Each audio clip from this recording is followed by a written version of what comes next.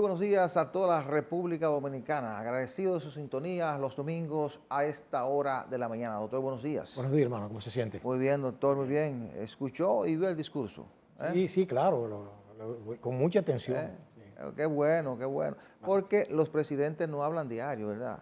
No. Tampoco rinden cuentas diario, ¿verdad? Y además es un escenario único. Claro. Sí, claro. Se rinde cuentas una vez al año. Claro que sí. Así que vamos a analizar algunos puntos específicos del discurso y bueno, y la preocupación que tiene el gobierno con los precios de la canasta familiar, que parece ser que va a ser un tema que los políticos lo van a asumir como el tema de campaña. Exactamente. Así es. Entonces nos vamos a la semana 360, regresamos en unos segundos.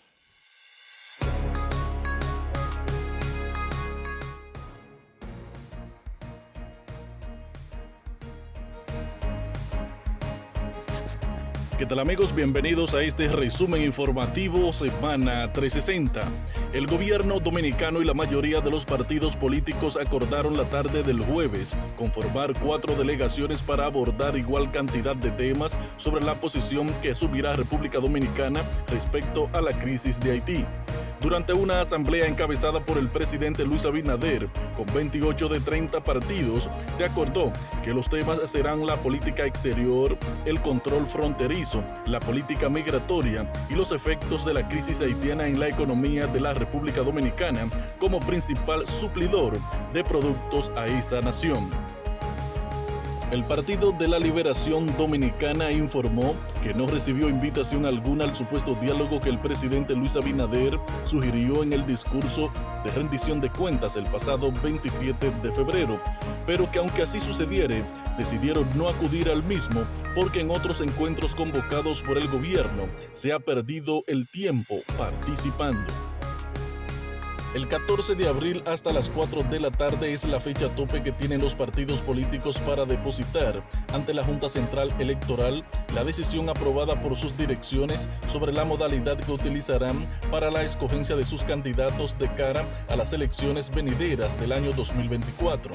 Tras una reunión sostenida por más de 3 horas entre los delegados técnicos de los partidos políticos y de las direcciones de informática y elecciones y de la Junta Central Electoral, acordaron ese plazo. El próximo año el Partido Revolucionario Moderno saldrá del poder, según aseguró Francisco Javier García, miembro del Comité Político del Partido de la Liberación Dominicana. Porque con el estómago de la gente no se juega, dijo el político, quien coordina la campaña del PLD y llamó a hacer un registro de su pronóstico. Las compras con tarjetas bancarias realizadas por Internet totalizaron 160.040 millones de pesos durante el año 2022, lo que significó un aumento de 74.200 millones de pesos en el valor absoluto y de 86.6% en términos relativos con relación al año 2020. La información fue ofrecida por la Asociación de Bancos Múltiples de la República Dominicana, ABA, que destacó la notoria evolución en el volumen y en el valor de las compras que realizan los usuarios por Internet utilizando las tarjetas bancarias, realidad que ha sido posible dentro de un ambiente de sistema de pagos en la República Dominicana que progresa de una forma robusta, segura y eficiente en el sistema de los bancos múltiples. En febrero, la República Dominicana recibió 661.088 turistas por la vía aérea y más de 250.000 cruceristas, lo que constituye un nuevo récord de turismo, de acuerdo con el ministro de Turismo David Collado. No solo fue el mejor mes de febrero de la historia en la llegada de turistas por la vía aérea, sino que también fue el mejor febrero de la historia en la llegada de cruceristas, casi triplicando la llegada del año 2022, resaltó el funcionario. El Consejo Directivo del Consejo Nacional de Zonas Francas de Exportación aprobó 11 nuevas empresas de ese sector, con una inversión estimada de 597.2 millones de pesos, las cuales proyectan generar 3.060 nuevos empleos directos. De acuerdo al comunicado, en la sesión ordinaria también se aprobó la instalación de un parque de zona franca con una inversión de unos 175.4 millones de pesos, así como la generación de divisas por un valor de 1.532 millones de dólares. Edesur Dominicana continúa reforzando la iluminación en 9 avenidas del Distrito Nacional, entre ellas la Winston Churchill, Abraham Lincoln, Tiradentes, Rómulo Betancourt, Sarasota y Bolívar, entre otras. Los trabajos incluyen la colocación de 400 luces LED y la normalización de otras luminarias. El ministro de Interior y Policía Jesús Vázquez Martínez y el director general de la Policía Nacional, Mayor General Eduardo Alberto Tem, aseguraron que el proceso de transformación y modernización que lleva a esa institución sigue firme, a pesar de las críticas que han recibido. Y en el ámbito internacional, la guerra en Ucrania ha generado un enorme reajuste global en los mercados energéticos, señalaron expertos de la llamada unidad de inteligencia de la revista The Economist, quienes prevén que los precios del crudo seguirán elevados durante el año 2023. El analista Nicolás Saldías afirmó que la guerra en Ucrania ha generado un enorme reajuste en los mercados de energía, debido a que antes de la invasión rusa a ese país, Rusia era el mayor suministrador de energía de la Unión Europea y la Unión Europea era el mayor cliente de Rusia. Hasta aquí el resumen informativo Semana 360. Informó Joaquín Caraballo.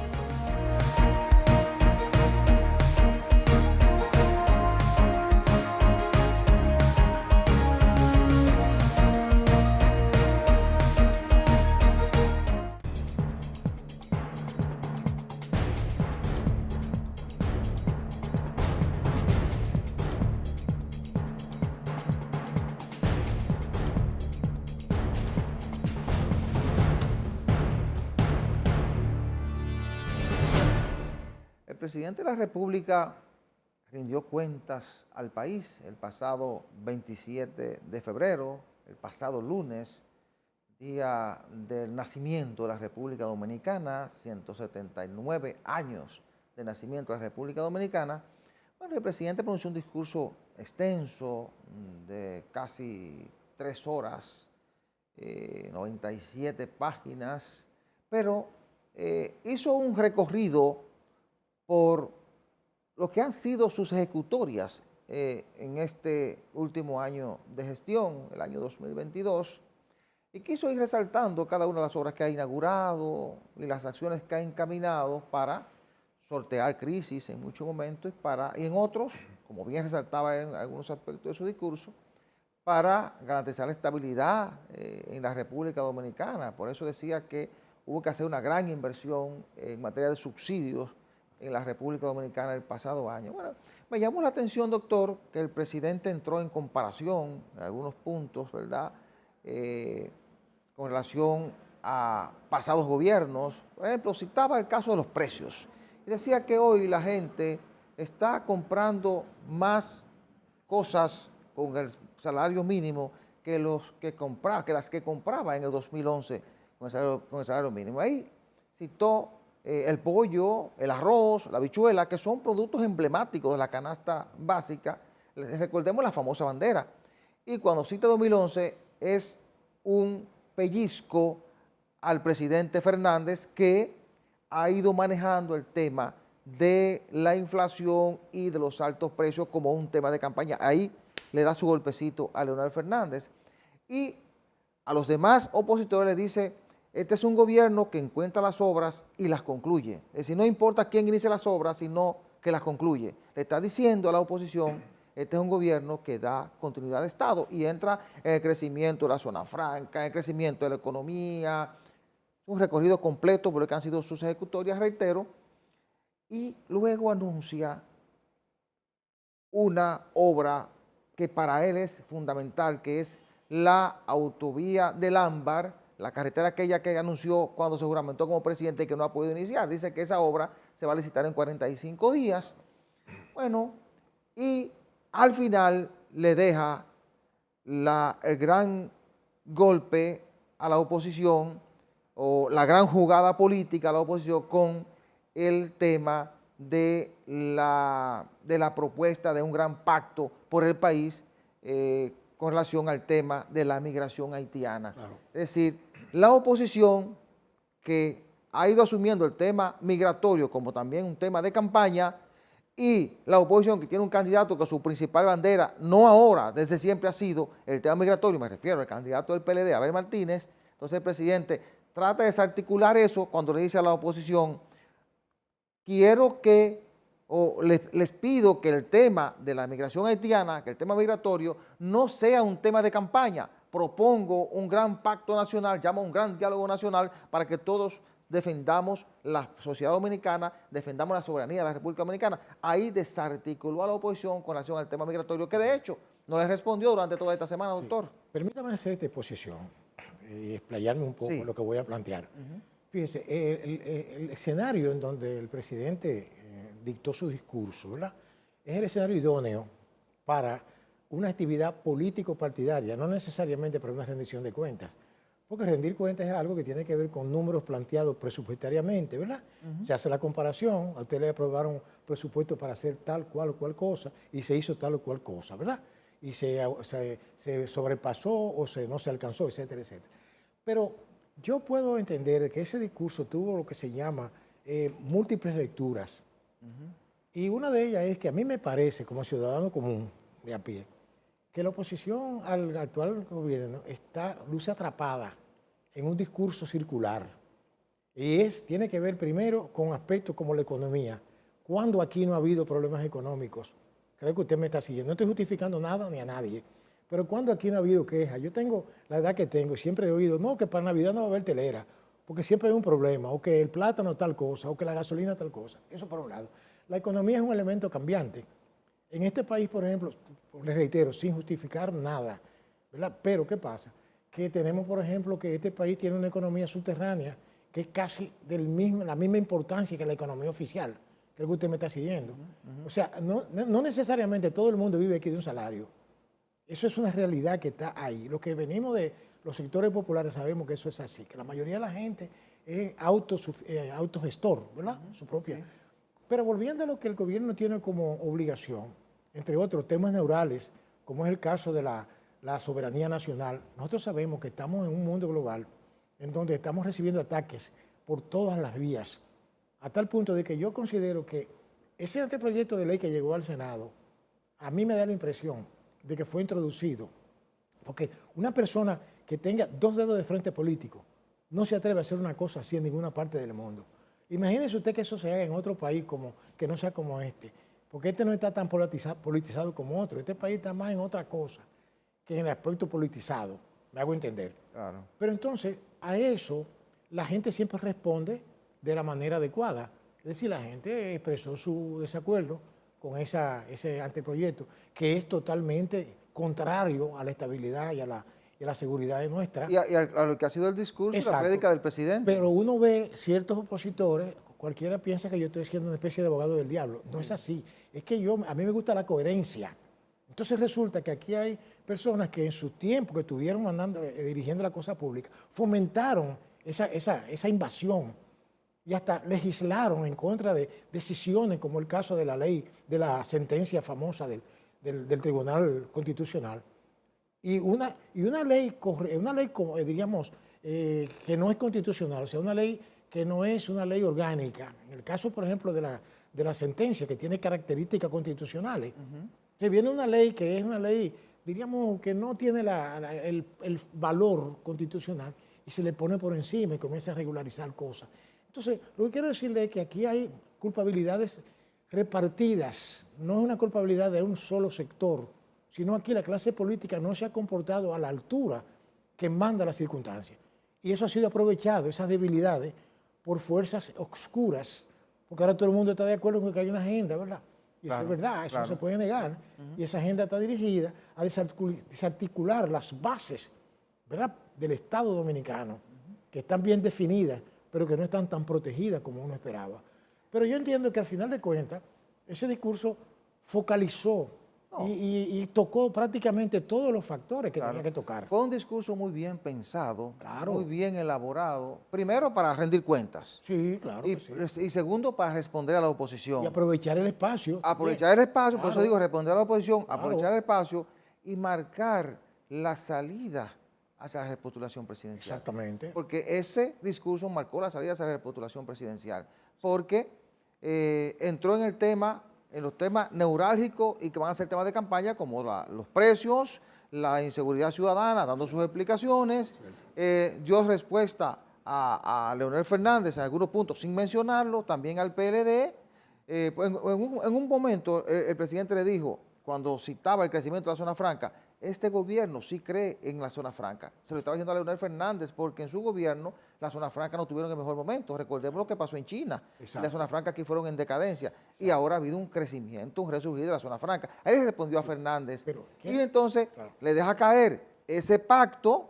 Exacto. Bueno, le dice a la gente del PLD que, sí, que él sí inaugura obras por las cantidades de obras que ha estado inaugurando. Cierto. Y además le deja entender que algunas obras o muchas obras las ha terminado porque es un gobierno que le da continuidad al Estado. Le está respondiendo tanto a Fernández como al PLD, y cuando le deja caer el pacto, entonces trata de salvar eso que usted ha planteado, que es el asunto de la ley esa de trata inmigrantes, que fue una especie de fraude del gobierno, trata de salvar la situación y dejarle la bola en la cancha a la oposición para un pacto que todo el mundo sabe que no se va a dar. Yo quiero aportarle brevemente un chispito que yo observé también ahí, es que hay un fenómeno extraño aquí. Sí. Y es que yo creo que por primera vez en el tiempo que yo tengo de uso de razón, veo que un presidente está mucho mejor valorado que su propio partido. Ah, sí. Eso que yo no entiendo. Entonces, eso quiere decir que hay cierto grado de confianza en esas cosas y se espera que haga la cosa mejor. Pero bueno, nada, yo entiendo que eso es así. Bueno, o sea interesante. Fue una rendición de cuentas. Claro. Porque el presidente dijo todo lo que ha hecho durante el 2022. Ojalá que ahora el Congreso haga su labor de fiscalización, que es la parte más importante. Claro. No es que simplemente el presidente vaya y se pare a decir yo hice tal o cual cosa y te deje un reguero de números. Claro que no, que ahora el Congreso haga la comparación, haga el trabajo de fiscalización, que haga su trabajo. Porque rindió cuentas y además sacó provecho político del escenario. Claro que sí. Nos vamos a la pausa y regresamos en unos minutos.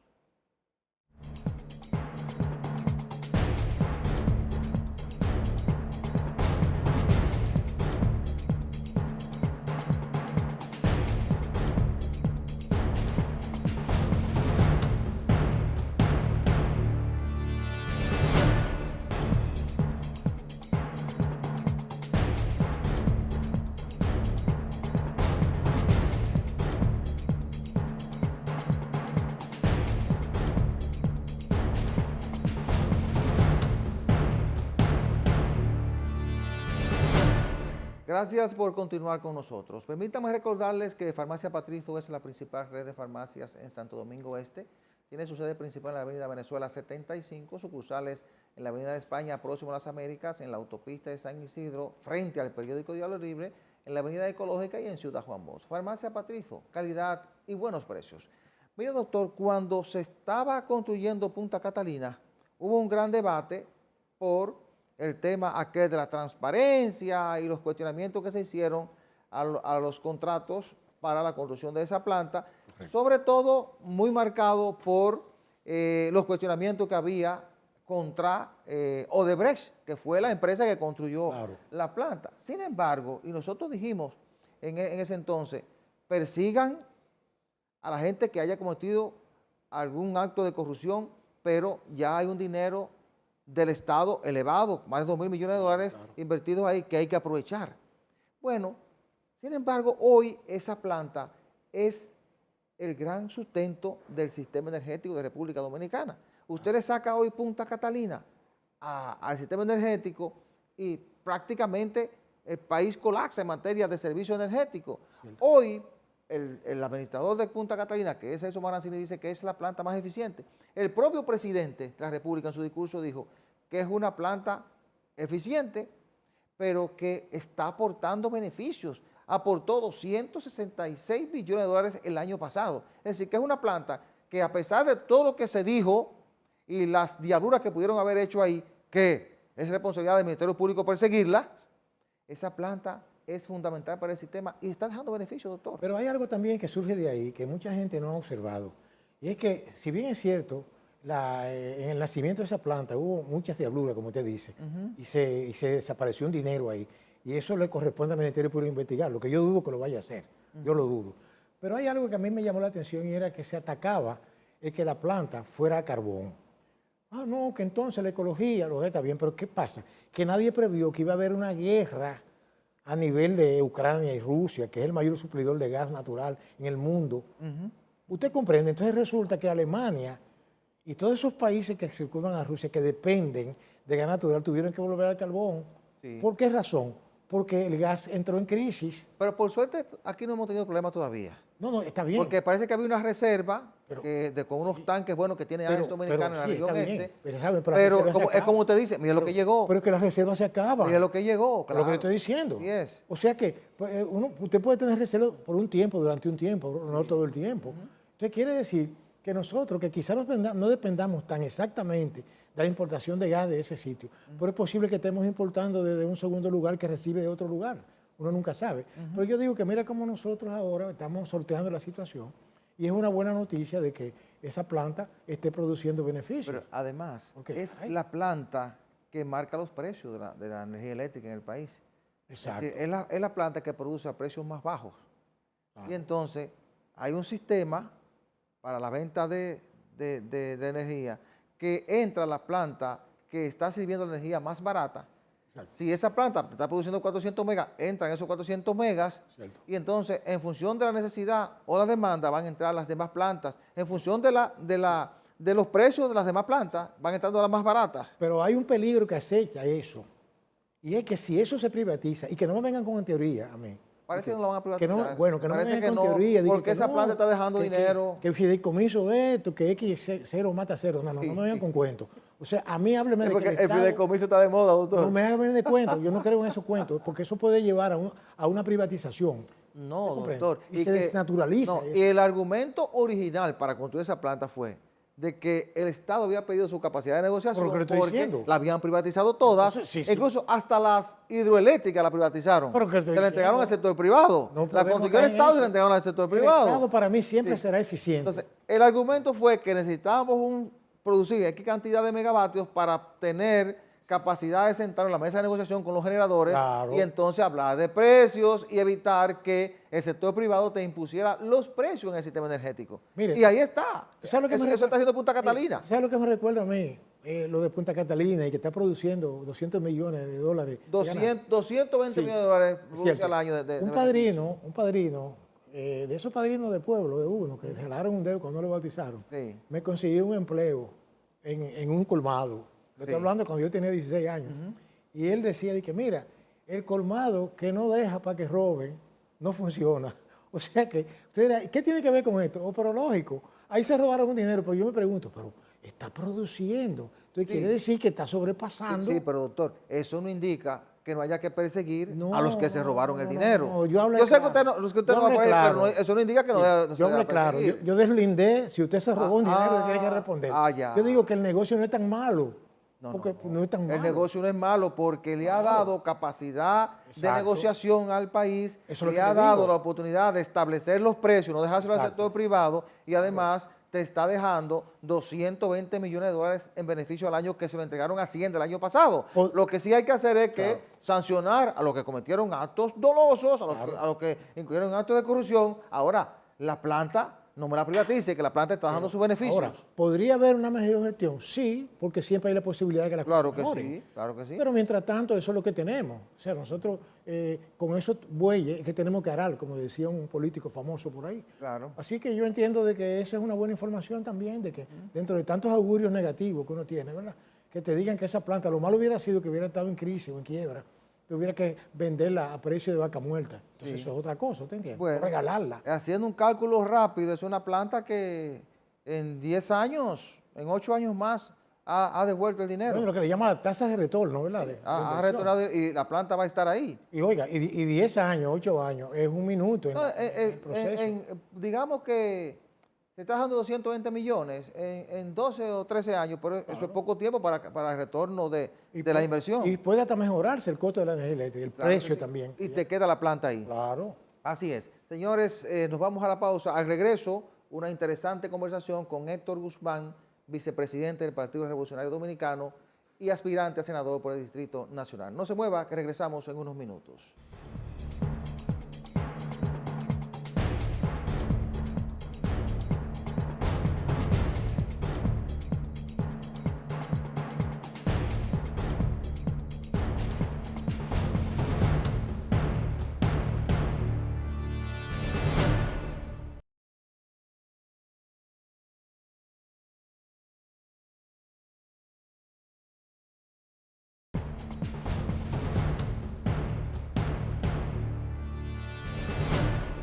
Nos acompaña el ingeniero Héctor Guzmán, vicepresidente del Partido Revolucionario Dominicano y aspirante a senador por el Distrito Nacional. Don Héctor, buenos días, bienvenido a Espejo 360. Bueno, saludo a ustedes de aquí, hace un tiempecito que no estábamos. Esta es su casa, ¿eh? Y a los amigos televidentes. De nuevo.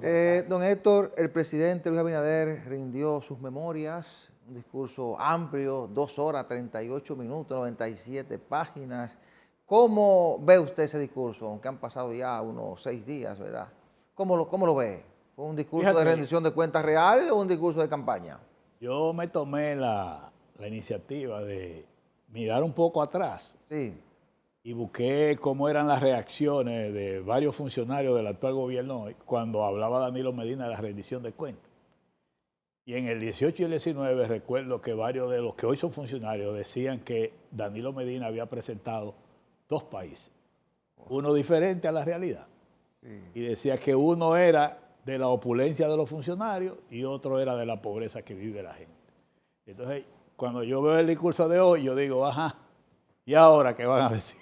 Porque, sin lugar a dudas, de que cuando uno oye a un presidente hablando en una rendición de cuentas, el presidente cuenta su verdad, como yo he dicho, cuenta su narrativa, cuenta su historia, que no quiere decir que sea la realidad. En el caso que nos ocupa, lo que el presidente hizo en esa rendición de cuentas no se corresponde con la realidad que vive el país. Eso es verdad. Y si lo analizamos punto por punto, yo que veo más profundo de la simple estadística, la simple cifra, las simples informaciones que da el presidente, estoy muy claro que el presidente en esta rendición de cuentas ha hecho un intento por, vamos a decir, controlar o por cambiar lo que es un estado de rechazo popular a la gestión de gobierno que se viene acrecentando cada vez que va pasando el tiempo. Es decir, el presidente ha hecho un esfuerzo por querer cambiar la percepción que se ha apoderado de la población en el sentido de que el gobierno ha prometido mucho y no ha cumplido. Y eso lo tienen las investigaciones que el gobierno ha hecho y que yo he visto también, investigaciones. Porque hay que reconocer que en estos tiempos después de la pandemia, cuando tú haces una encuesta, una investigación, tú no solo investigas qué piensa la gente, qué opina la gente, sino también cómo se siente la gente. Héctor, ¿correcto o incorrecto lo del presidente de comparar los precios de hoy con los del 11 y prácticamente señalar a Leonel Fernández como su adversario tan temprano? Un error, mira, un error la comparación sobre todo hablando de alimentos y de sueldo. Es un error del gobierno porque aquí hay una realidad. La gente entiende que hoy la comida está más cara que años atrás. Eso tú no lo vas a cambiar porque una cosa es lo que tú digas y otra cosa es lo que la gente percibe, lo que la gente siente.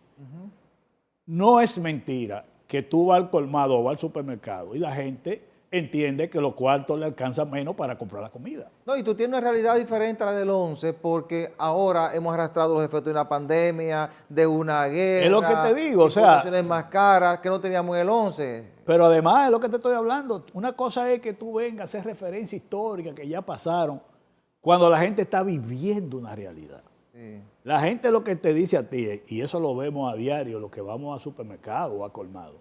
Por ejemplo, yo voy a supermercado. Tú ves gente que toma un carrito, van echando productos y cuando llegan a la caja, le dicen a la cajera, sácame 5 productos que en los cuartos no me alcanzan. No le alcanza. Pero eso lo vemos a cada rato en los supermercados. O sea, es una realidad de que la comida hoy está más cara que antes.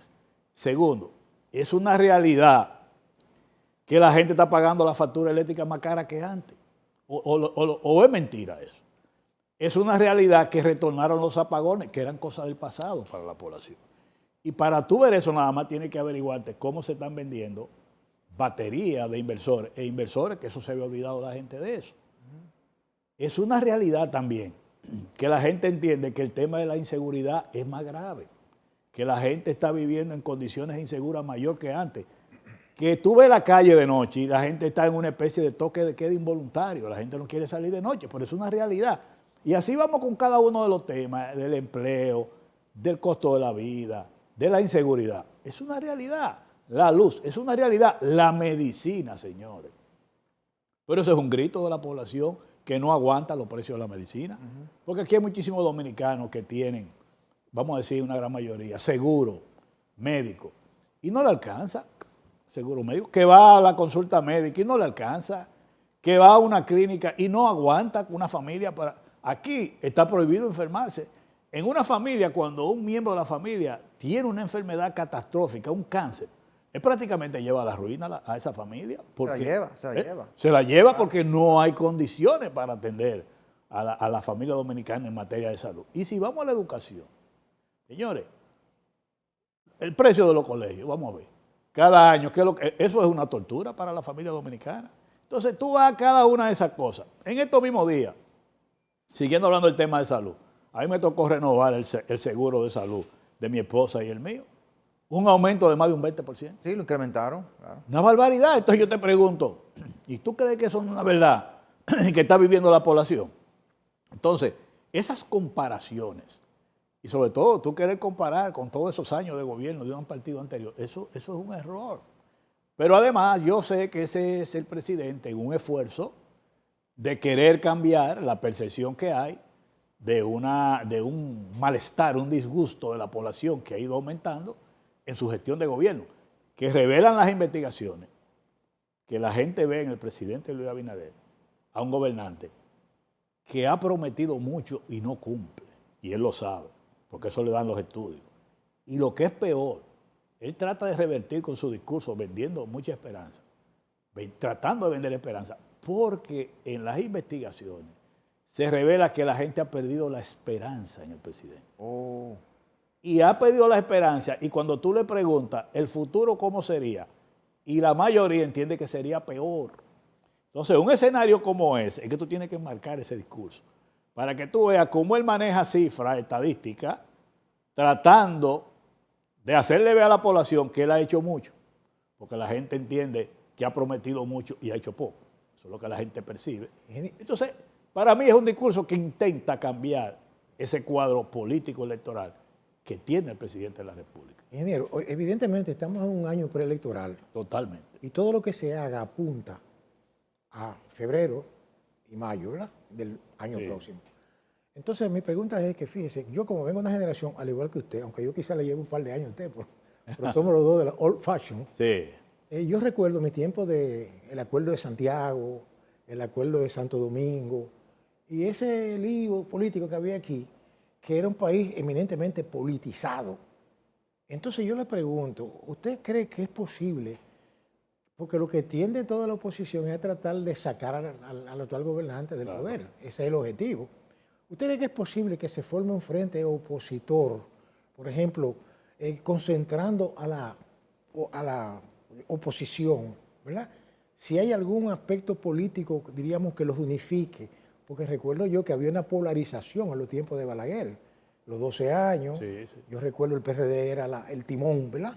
El buque insignia, pero parece que no hay un buque insignia en estos tiempos, y las cosas han cambiado. ¿Qué usted opina? ¿Usted cree que habrá polarización, o si no, cada cual irá a rascarse con sus propias uñas? Esa es mi pregunta. Mira, hay que reconocer que en este momento cada partido tiene su estrategia. Porque el tema de las alianzas políticas, más o menos, según los plazos de la ley, debe definirse en mayo de este año. Sí. 3 meses. Estamos hablando marzo, abril, mayo. 3 meses, porque hay fechas fatales, como le llamamos, es decir, que no la podemos modificar. Y es que el 2 de junio de este año, los organismos partidarios tienen que decidir sobre la reserva de candidatura. Y las reservas de candidatura son para alianza y para figura del mismo partido. Perfecto.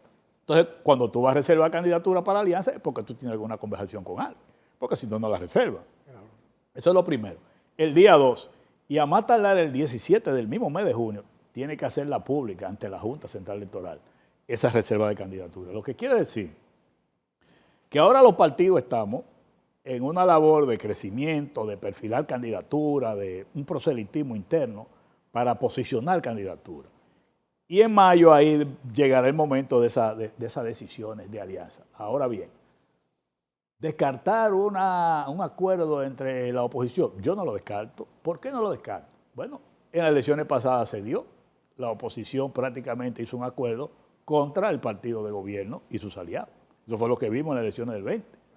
Hoy el presidente Luis Abinader es fruto de un acuerdo de la mayoría de esas organizaciones de la oposición, que para enfrentar al candidato del PLD fundamentalmente, pactaron un acuerdo, donde entraron todas las organizaciones que no tenían acuerdo con el PLD, de manera que en esa coyuntura se dio eso, y de cara a este proceso electoral no se puede descartar, porque el sistema de elecciones que tiene la República Dominicana, de la necesidad de un 50+1, prácticamente lleva a los partidos a tener que hacer pactos políticos. A todos, no solo a los de la oposición, sino hasta el que esté en el gobierno. Y fíjense que en las últimas elecciones prácticamente cuando gana un candidato fuerte, tiene una participación muy fuerte de los partidos con que va en alianza. Han sido hasta determinantes.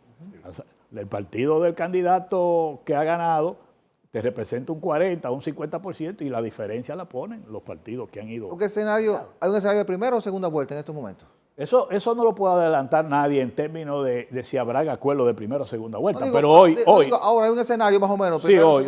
Donde hay 3 y 4 fuerzas vamos a decir, en el escenario político de importancia, el escenario de segunda vuelta está planteado. Ahora bien, está planteado si no hay acuerdo político. Porque puede ser que las fuerzas políticas hagan un acuerdo y cambien el escenario. Claro. Pero al día de hoy el escenario es segunda vuelta. Porque iría el PRM con su candidato, iría la Fuerza del Pueblo, iría el PLD con su candidato y nosotros en el PRD llevaremos nuestro candidato. Más los que están por ahí de los diferentes partidos minoritarios, como le llaman, o emergentes, que también llevarían candidatura. Y mal que bien, cada una de esas fuerzas tiene un porcentaje. Fíjense el caso de Brasil, donde Lula no pudo ganar en primera vuelta, y pactó con 2 partidos, uno que obtuvo un 3.5% y ganó las elecciones, y otro un 4%, y con esos 2 fue que ganó las elecciones. Así es. Así, para que veamos que en política no hay adversario pequeño. Héctor, el presidente parece que todavía tiene una popularidad que pasa del 50%, pero la oposición está avanzando, está apenas desarrollando su estrategia. El candidato del PLD acaba prácticamente de salir, comenzar su campaña. El PRD viene creciendo, viene en un proceso de crecimiento, igual la Fuerza del Pueblo. Pero yo quisiera saber si con este escenario que tenemos hoy y viendo que ya los partidos y los candidatos están manejando temas muy puntuales como los precios y el tema migratorio y la inseguridad, ¿tú crees que esos son los temas que van a incidir en el proceso electoral? Yo quisiera dejarte eso en el aire para que cuando retornemos, entonces, analicemos estos puntos y nos vayamos también a tus aspiraciones a la senaduría del Distrito Nacional. Perfecto. Regresamos en unos segundos. Perfecto.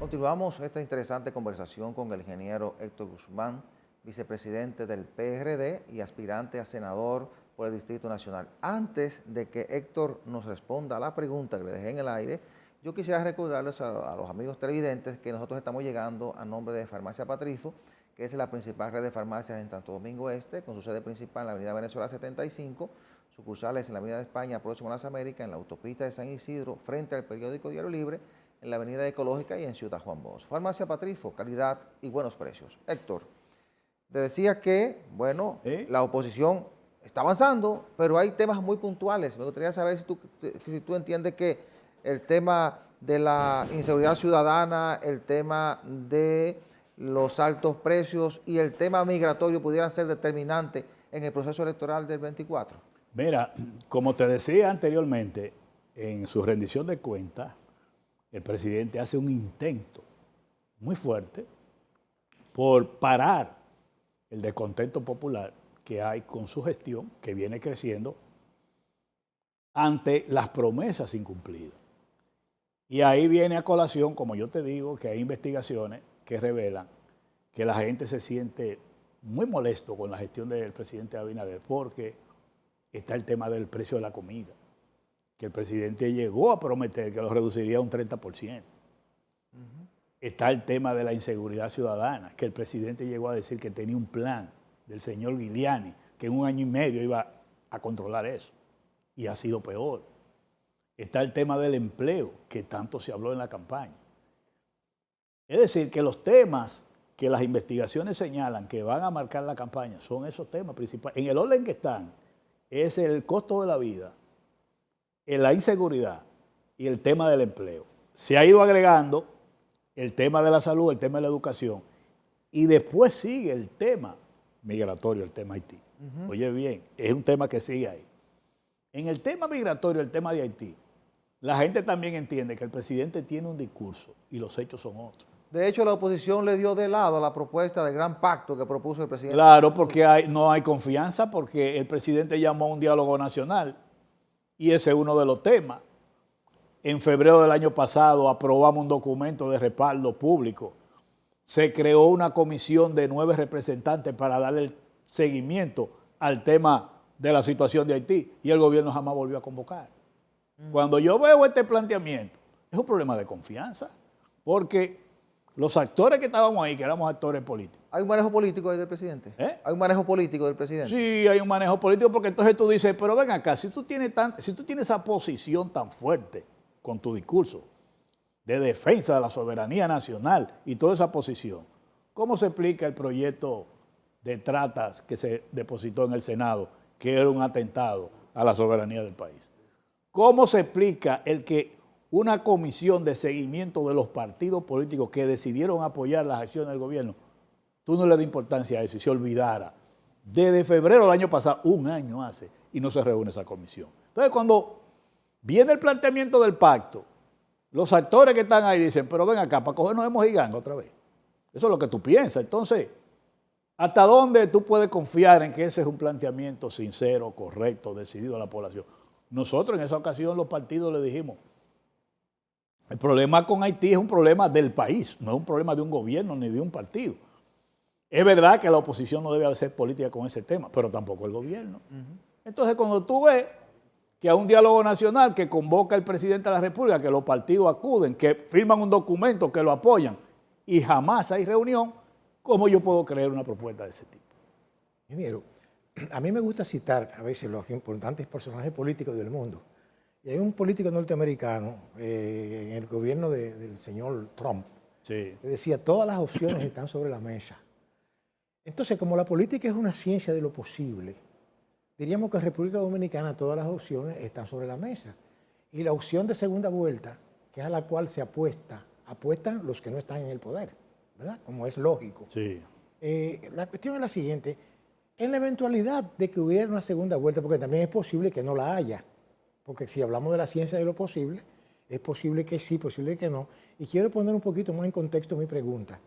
Y es que, por un extraño fenómeno de la política criolla, el presidente, creo que yo nunca había visto eso en la historia de aquí, tenía una valoración mucho más alta que su partido, lo que implica que no tiene un rechazo, una tasa como la tienen otros dirigentes políticos de otros partidos, Sí. que tienen una alta tasa de rechazo.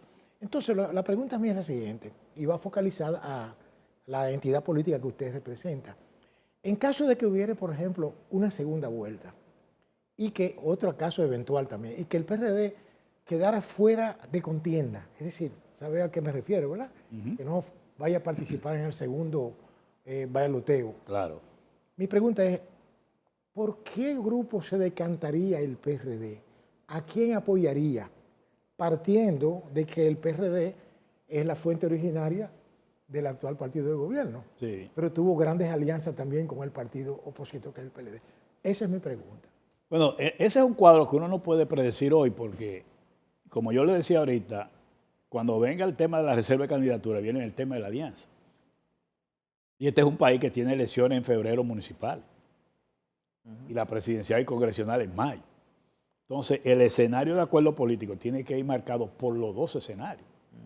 O sea, yo quizá pudiera pactar con una fuerza política a nivel municipal y al mismo tiempo pactar para una segunda vuelta con esa misma fuerza política. Eso se puede dar. Entonces, es un escenario muy especulativo. De todas maneras, los partidos hacemos investigación, hacemos mediciones de cada proceso y determinamos por dónde tus militantes o tus simpatizantes prefieren un acuerdo de apoyar. Aquí nadie hace política de oído ya.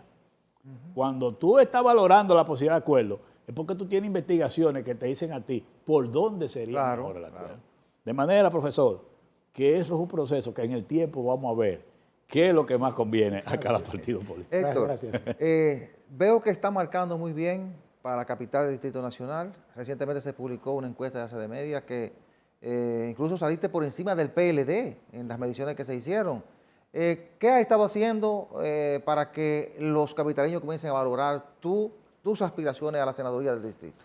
Muy buena pregunta, José María. Yo lo primero que hice fue a la dirigencia del PRD en la capital, reunir los dirigentes del distrito, los dirigentes de las 3 circunscripciones, y ahora estoy haciendo visitas puntuales a sectores de la capital para entrar en contacto con los dirigentes del partido, pero también con sectores fuera del partido, donde le explico la intención de nuestras aspiraciones, que están enmarcadas en nosotros aportar nuestra experiencia, nuestra visión, nuestro compromiso como políticos, que hemos tenido la experiencia desde el gobierno, manejar las relaciones con el Congreso Nacional, haber sido asesor del presidente del Senado y de los equipos, vamos a decir, los dirigentes o los diputados y senadores del PRD durante mucho tiempo, pero que también yo fui funcionario del ayuntamiento cuando José Francisco Peña Gómez fue alcalde, después fui regidor cuando Corporán, fui regidor cuando Fello Suberví.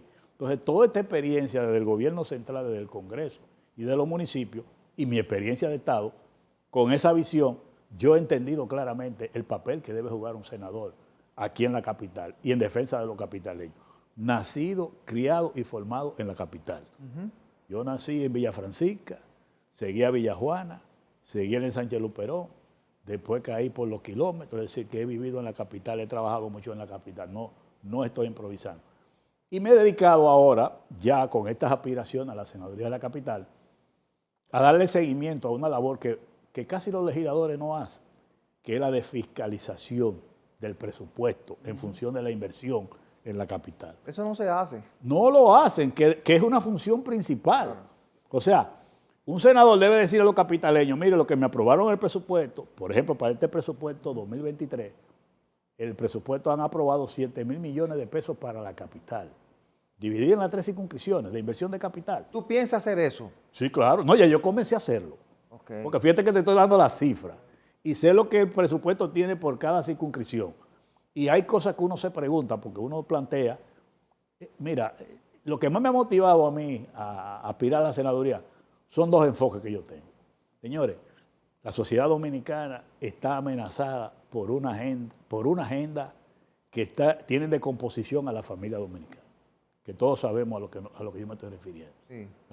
Hay una degeneración en el comportamiento de la familia dominicana y es una amenaza que tenemos porque hasta la familia dominicana está en juego ahora mismo, la integridad de la familia. Eso por un lado. Y al mismo tiempo la soberanía nacional, o sea, el país está en peligro. Y desde ahí tú entiendes que puede aportar. Y desde ahí, tú sabes que un legislador tiene que ver mucho con presentar iniciativas, con representar a tu comunidad y fiscalizar. ¿Y qué es lo que tiene que ver? Si tú quieres el desarrollo de tu ciudad, que es la capital, tú tienes que velar porque en el presupuesto se contemplen las inversiones que vayan acorde con el desarrollo de la ciudad. ¿Cuál es la ciudad que queremos? Una ciudad de turismo, una sociedad de comercio, una ciudad de negocios. ¿Qué es lo que queremos de la capital? Y en función de tener una idea clara de lo que queremos de la capital, es que tienen que venir las inversiones. Y ahí es donde entra un legislador para poder trabajar desde el Congreso en función del desarrollo que quiere lograr en su ciudad. Y fiscalizar. Si se te aprueba, tú tienes que ver qué se ejecuta y qué no se ejecuta en función de los ciudadanos. De manera, el planteamiento de nosotros, claro, es una línea de trabajo con la participación de los capitaleños, que hay que consultar, que hay que hablar con ellos para ver qué es lo que queremos como ciudad.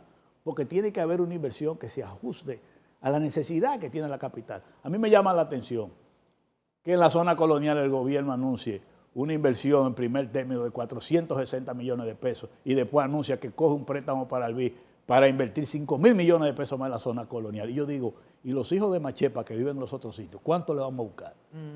Yo no me niego a que la zona colonial se invierta. Ahora, invierte del otro lado también. Vamos a ver la equidad en la inversión. Sí. O sea, tú me estás hablando de la zona colonial, 460 millones, buscar prestado 5.000 millones, y yo digo, y los hijos de Machepa que viven por Capotillo, Gualey, La Ciénaga, Los Guandules, que viven por Cristo Rey, que viven por los ríos y los que viven por los kilómetros, ¿cuánto de inversión? 2.000 millones nada más. Héctor, de manera breve, 30 segundos, ya se nos acaba el tiempo. ¿Tienes el PRD detrás de ti, apoyándote? ¿Crees que el PRD te va a acompañar en esta? Totalmente. Hay una decisión. Yo he sido hasta ahora un candidato de consenso, un aspirante de consenso. O sea, fue la dirección del PRD y fundamentalmente los jóvenes, algunos que aspiran a diputados, que me dijeron, nosotros necesitamos una figura política que por lo menos tenga credibilidad, que tenga buena imagen ante los capitaleños, y entendían que era yo, que debía asumir esa responsabilidad. Y le asumí. Y tengo la decisión, porque además trabajé mucho para Peña Gómez, mucho para Jacobo Maluta, mucho para Hipólito Mejía. Ahora quiero trabajar para nosotros en beneficio de la capitaleños, ya, porque también le toca a uno un turno, ¿verdad? Claro y yo quiero, mire, y honestamente le digo, yo quiero aportar mi experiencia. La gente cree que todo el que viene a la política viene por lo material, por hacerse rico. Yo no soy gente así, el que me conoce lo sabe. Si yo hubiese querido ser rico hace tiempo que fuera rico por la política como otros. Sí, no, claro. Y yo renuncié a eso. ¿A cambio de qué? De mi visión, de mi convicción, de mi principio. De que tú puedas hacer por tu pueblo y no tienes que venir a la política a enriquecerte. Y eso es lo que yo le ofrezco a los capitaleños. Mi legado está ahí, mi experiencia está ahí. Vamos a poner al servicio de los capitaleños. A esta altura del juego me voy yo a manchar, habiendo pasado por el gobierno, administrando y todo eso, y no lo he hecho. Bien. Eso es lo que yo planteo. Héctor, agradecemos su participación aquí en Espejo 360. Gracias a ustedes. Bien, hemos conversado con Héctor Guzmán, vicepresidente del Partido Revolucionario Dominicano y aspirante a la senaduría por el Distrito Nacional. A ustedes, muchísimas gracias por la atención prestada y la cordial invitación para el próximo domingo a la misma hora y por este canal. Buena suerte, buenos días.